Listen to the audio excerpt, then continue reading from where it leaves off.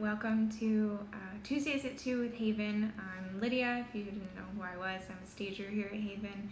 And today we're going to be talking about how to utilize your small space. So some tips and tricks to get the most out of it and really maximize its potential. I'm noticing that my slides on here are getting a little bit cropped, so hopefully that's not too much of an issue as we go along, but I'll make sure that they get posted by themselves on our feed as well so that you can see them in an entirety. Okay, so first we're going to jump in to the first tip and trick for a small space is using multiple light sources and being really smart about your color choices. So obviously in a space, it's awesome if you can have lots of natural light. But if you don't have a lot of natural light, you really want to make sure that you are including some of those portable types of lighting with lamps, with other ceiling fixtures, maybe adding recessed lighting where you can, and using various types of lighting in a space. This helps make the room feel larger because it's more well lit, and it means that you can really maximize its potential at any time of the day because you have all those different types of lighting. When it comes to colors, obviously if you paint a room a light color or white, it can make it feel more open and more airy, but you can achieve the same effect of making a room look larger by using dark colors. A lot of people are afraid to do this, but if you think about it, dark colors tend to recede when we look at them, so they look like they're further away. So the same effect happens when you paint all the walls in a room a dark color. Everything kind of gets pushed out, making the room seem a lot larger than it actually is. This is especially great for things like powder rooms or like really small office areas because it makes a big impact right away. Obviously, if you're gonna go that really bold route, you wanna kind of balance it out with whatever else you have in the room and make sure you have that lighting as well to sort of balance it. But it can be a really good way to get a lot out of a room. Next, we're going to talk about furniture and rugs. So in a small space, you actually want to make sure that you use larger furniture rather than really small furniture.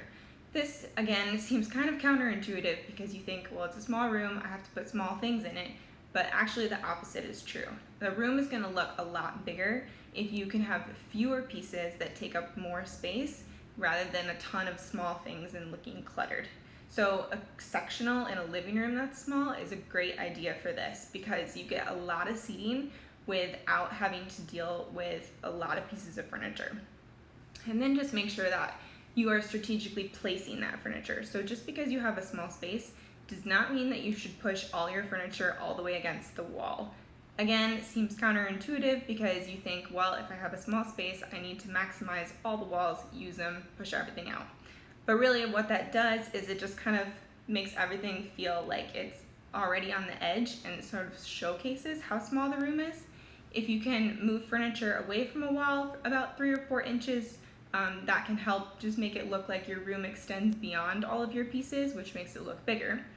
Or if you have enough space to float something like a sofa, that can make an actual visual and sometimes actual pathway through the room, which sort of helps people figure out how to move in and out through the space, which again can make it feel larger than it really is. And then with rugs, you definitely want to make sure you use a big enough rug for the space. Same thing with having too much small furniture. A small rug is just going to highlight how small the room is. So you want to make sure that you really figure out what is the largest possible rug you can put in this space. When you have a large rug and then you have your fewer larger pieces of furniture, you kind of showcase the maximum potential of a room rather than highlighting its shortfalls. Next, we're going to talk about storage. This is a big one if you have a small space, both in terms of just one small room or if your entire apartment or your house is pretty small. Storage gets to people a lot. So we really have to have some creative solutions for the storage in our space. So first of all, whenever you're thinking about adding storage in a small space, think vertically rather than out. So similar to if you think about even just adding more buildings in Chicago, we don't want to keep pushing out and out and out, so we build up. Same thing can happen in your living room. Vertical storage is going to give you a lot of shelving and a lot of space to store and display things without taking up a lot of your floor space, which you definitely want to keep open as possible.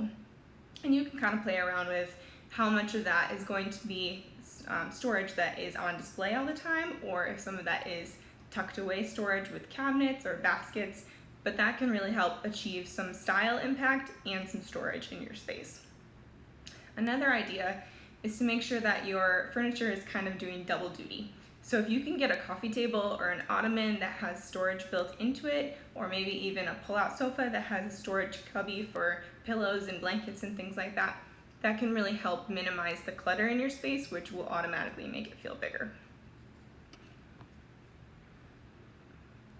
All right, last we're going to talk about accessories, and what the big thing here is, do not skip your artwork and your mirrors.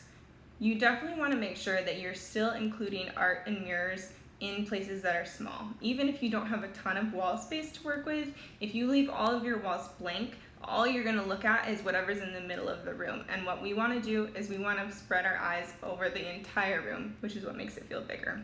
Especially mirrors can be really great because they reflect any sort of light that you have in the space. So even if you only have one small window, a mirror can amplify the light that you get from that a lot. Plus, it's a great way to add in some style and pizzazz to your room. In terms of accessories, definitely include them, but be really intentional about where they are, how they're placed, and how many you have. This is a little bit subjective because everybody has their own sort of idea of how many accessories is too many accessories, but just be really thoughtful about what you're displaying and why. And just don't be afraid to try stuff out. Think about how you can do some layering, think about how you can add in personal touches without overwhelming the space, and think about what kind of furniture is going to really work best in the room that you have. Those are just a few tips. There's tons more online. Plenty of people have lots of resources about small spaces and how to make them work. If there's anything that the tiny house movement has showed us, is that small spaces can be just as functional as large ones. So have fun and show us what you come up with as well. Thanks, everyone.